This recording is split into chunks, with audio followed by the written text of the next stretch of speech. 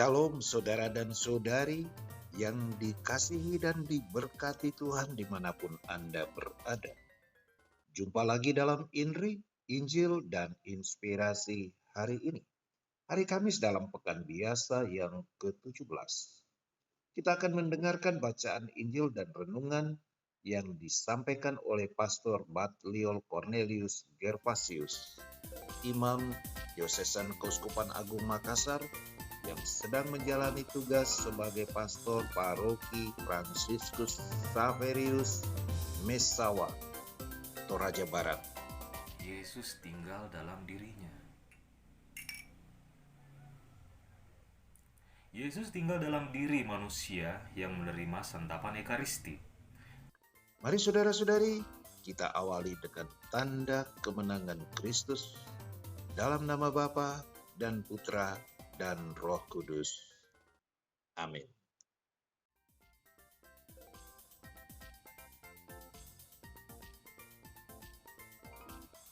Saudara-saudara yang terkasih dalam Kristus Tuhan, bersama-sama pada kesempatan ini kita akan merenungkan tema tentang mengandalkan Yesus, mengandalkan Tuhan di atas diri sendiri.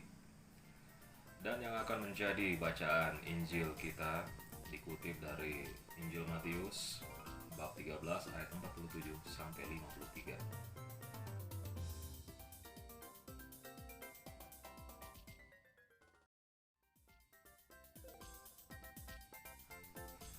Sekali peristiwa Yesus bersabda kepada orang banyak, "Hal kerajaan surga itu seumpama pukat yang dilabuhkan di laut, lalu mengumpulkan pelbagai jenis ikan. Setelah penuh, pukat itu ditarik orang ke pantai. Lalu mereka duduk dan dipilihlah ikan-ikan itu. Ikan yang baik dikumpulkan ke dalam pasu, yang buruk dibuang. Demikianlah juga pada akhir zaman, malaikat-malaikat akan datang memisahkan orang jahat dari orang benar. Yang jahat lalu mereka campakkan ke dalam dapur api. Di sana akan ada ratapan dan kertak gigi. Mengertikah kalian akan segala hal ini?" Orang-orang menjawab, "Ya, kami mengerti."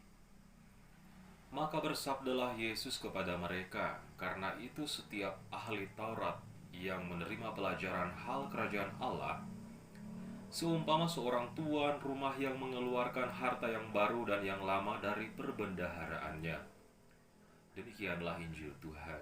Terpujilah Kristus.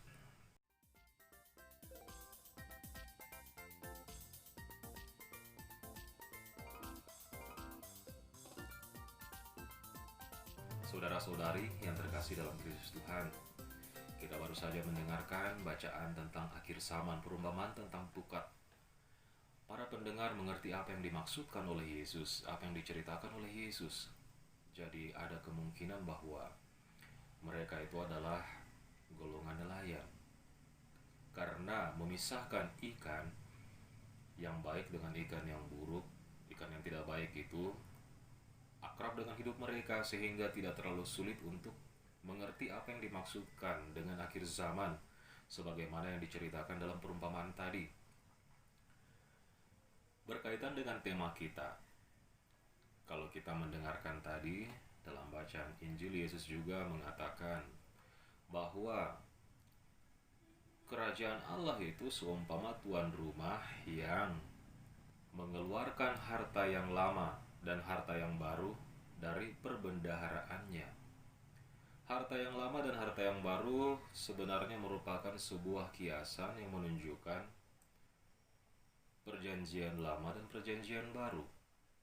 Harta yang lama dan harta yang baru adalah perjanjian lama dan perjanjian baru. Memahami perjanjian baru tidak bisa terlepas dari memahami perjanjian lama. Karena perjanjian baru itu ada sebagai pemenuhan dari perjanjian lama, penggenapan. Yesus adalah penggenapan perjanjian lama, nubuat para nabi.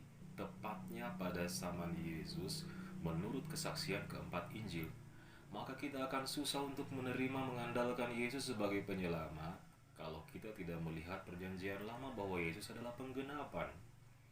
Itulah mengapa dalam Injil Yohanes, Yesus mengatakan di atas salib sebelum wafat, dia mengatakan apa? Sudah selesai. sudah digenapi. Sudah digenapi semua yang dikatakan para nabi di zaman perjanjian lama. Puncaknya adalah peristiwa salib. Kebangkitan Tuhan sudah digenapi. Maka kalau kita hanya berpatokan pada Injil dan tanpa melihat bahwa Yesus adalah penggenapan dari perjanjian lama, kita akan susah untuk menerima Yesus sebagai andalan. Maka masuk di akal kita kiranya bahwa mengapa orang Kristiani awal, Kristen perdana itu adalah kalangan Yahudi, karena mereka tahu perjanjian lama. Mereka mengerti tentang perjanjian lama sehingga apa yang dibuat oleh Yesus diselidiki bersama-sama. Ternyata Yesus ini adalah penggenapan. Apa yang dialami Yesus mulai dari tempat lahirnya di Bethlehem sesuai nubuat Nabi Mikha, dan juga bagaimana dia menderita sebagaimana nubuat Nabi Yesaya, semua itu menguatkan orang Yahudi sebagai orang Kristen perdana, di mana mereka disebut Kristen pertama kalinya ketika di Antioquia. Nah, menyangkut mengandalkan Tuhan dan tidak mengandalkan Tuhan atau hanya mengandalkan diri sendiri, itu tampak dalam perumpamaan tadi. Memisahkan ikan yang baik dan ikan yang tidak baik. Ikan yang baik itu adalah mereka yang mengandalkan Tuhan, menaruh seluruh kepercayaannya, menaruh seluruh keyakinannya, menggantungkan hidupnya seluruhnya kepada Tuhan. Nah, sekarang saya akan memberikan sebuah analogi. Apa yang kita punya di sini, ini adalah gelas kosong ya. Gelas kosong. Manusia yang diibaratkan dengan sebuah gelas. Inilah manusia. Apakah ini kosong? Di sini ada udara. Di dalam itu ada angin, ada udara. Inilah manusia, jiwa dan raganya. Nah, kemudian ketika manusia itu dibaptis, ini sudah ada airnya ya. Yesus sebagai air hidup, menerima Yesus sebagai air hidup, sebagaimana bersama pengalaman perempuan Samaria, di mana Yesus memperkenalkan dirinya sebagai air hidup. Jadi kita dibaptis dengan air hidup. Nah, setelah itu kita diajak untuk menerima Yesus lewat mengikuti Dia dan memanggul salib. Apalagi ketika manusia yang sudah dibaptis itu sudah masuk dalam ikatan komuni kudus ya. Nah, Yesus tinggal dalam dirinya. Yesus tinggal dalam diri manusia yang menerima santapan Ekaristi. Karena Yesus mengatakan, yang makan dagingku minum darahku, aku akan tinggal dalam dia dan dia dalam aku.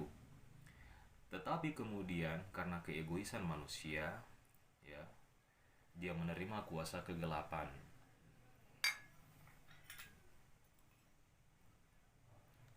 Nah, inilah kuasa kegelapan yang masuk dalam diri manusia, yang makin lama makin menebal.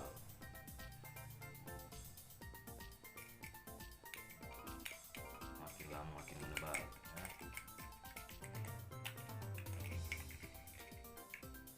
Yesus tidak kelihatan. Di mana Yesus? Yesus dekat tapi tidak dirasa. Yesus tidak terasa. Kepekatan dosa manusia.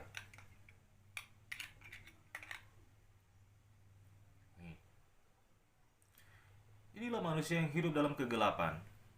Dia hidup dalam kegelapan. Yesus tidak kelihatan, walaupun dia menyebut dirinya Kristen, menyebut dirinya Katolik. Yesus tidak tampak, hidupnya penuh dengan kegelapan. Lalu apa yang dibuat oleh manusia yang hidup dalam kegelapan itu, saudara? Kemudian dia mencari kemanisan hidupnya dengan caranya sendiri, tidak mengandalkan Tuhan. Nah, ini gula pasir ya.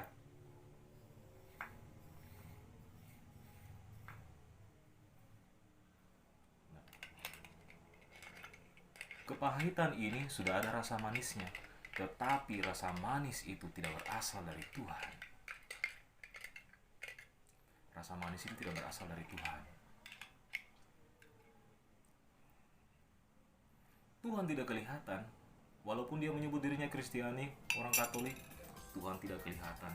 Mana Tuhan? Yang tampak hanya kegelapan, hanya dosa. Maka kerinduan Tuhan itu adalah untuk mencapai kebersamaan dengan manusia, di mana manusia sering lari dari Tuhan. Ini Tuhan mau supaya manusia membersihkan kembali dirinya, dan Tuhan akan masuk ke dalam. Dan ketika Tuhan masuk ke dalam, disitulah Dia sungguh menjadi andalan bagi orang yang percaya. Maka saudara-saudari yang terkasih dalam Kristus Tuhan, mengandalkan Tuhan berarti menempatkan Tuhan dalam hidup kita, bukan mencari kebahagiaan semu yang kemudian itu menjadi cap bagi kita sebagai ikan yang tidak baik, yang tidak layak untuk masuk ke dalam pasu. Semoga Roh Kudus membantu kita sekalian agar kita lebih paham lagi siapa Yesus, tanpa melepaskan pemahaman konteks perjanjian lama, karena Yesus adalah penggenapan.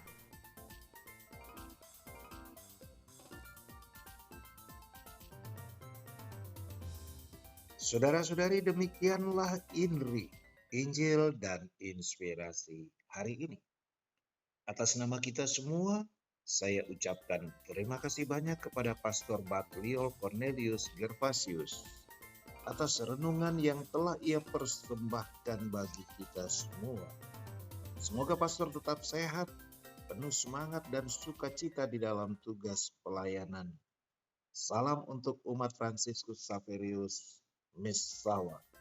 Saudara-saudari, silakan meneruskan renungan ini kepada sesama anggota keluarga, kepada teman dan sahabat di dalam komunitas dan kerukunan.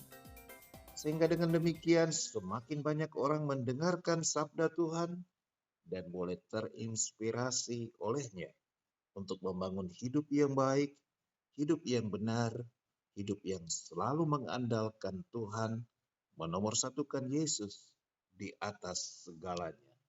Salam sehat, selamat beraktivitas. Tuhan Yesus memberkati kita. Dalam nama Bapa dan Putra dan Roh Kudus. Amin.